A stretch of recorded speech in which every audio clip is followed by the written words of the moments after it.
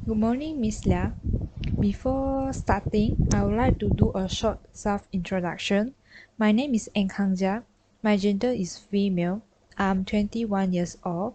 I'm come from Johor. My racial is Chinese, and my ethnic and national religion is Malaysian Chinese. In this video, I will talk about the summary of my self-culture report.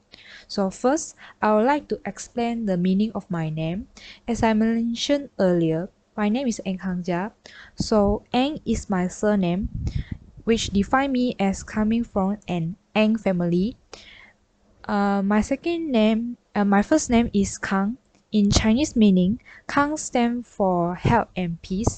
My second name is Jia, which stands for kindness and goodness in Chinese. In fact, both words are meant as compliments. I think about the meaning of my name as much as my personality, which is a peaceful and kind person. There are two means help to define me. The first myth starts with my parents brought me to a Guanyin temple, which is a Buddhist temple. There is a man in the temple who told me to my parents it was better not to let me play in the water.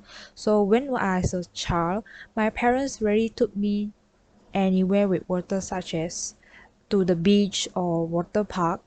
Later, as an adult, I was still afraid of getting down in the water, so I think this story defines me as one who doesn't like to play in the water, such as participating in water activities.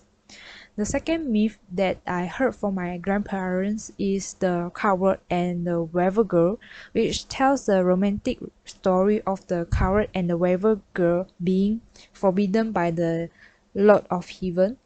This myth shapes my belief that there is a faithful and steadfast love in this world. I think this myth defines me as when it comes to finding a partner because I want to have a wonderful love. Therefore, honesty and loyalty are the basic requirements that I have for my future partner. In Chinese culture, the ritual that I remember from childhood is the gathering during Chinese New Year Eve, in which all the family members will sit together and eat reunion dinner. After dinner, our family members sit together and chat while the children are playing cards. The value of gathering during Chinese New Year Eve inspired me that family gathering is very meaningful during festivals because it is the time when all the family members bond together. Now moving on to my personal cultural profile.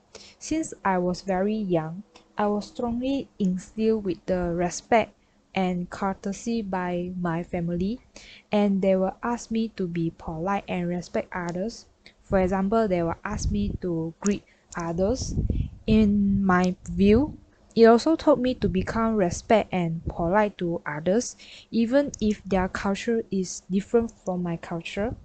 So I will always be aware of my behaviors to ensure that I do not show any disrespect to others' culture.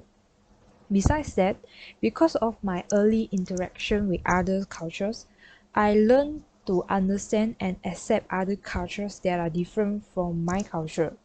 Furthermore, I think my personal cultural profile does not affect the rituals I participate in now in a different way, but it maintains my belief and attitudes when I participate in rituals.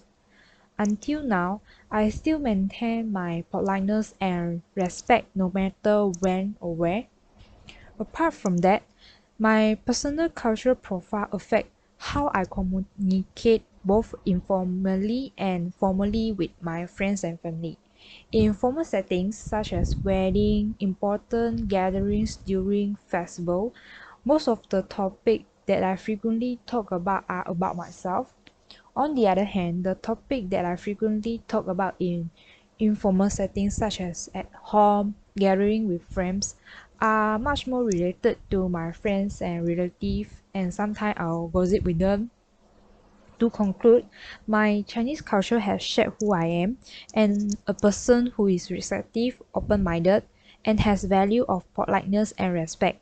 Besides, my Chinese culture has influenced my way of communication and made me more considerate and polite. So that's all for me. Thank you.